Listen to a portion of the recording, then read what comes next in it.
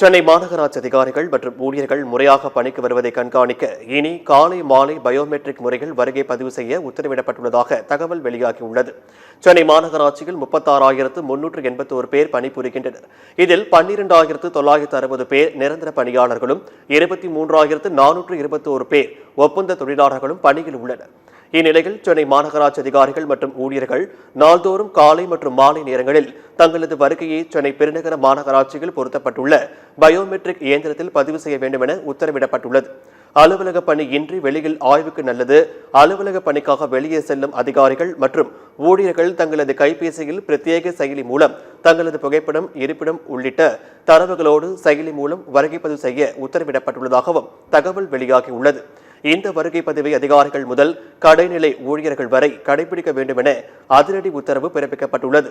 இந்த திட்டம் இன்னும் ஒரு வாரத்தில் அமலுக்கு வரும் என அதிகாரிகள் தகவல் தெரிவித்துள்ளனர்.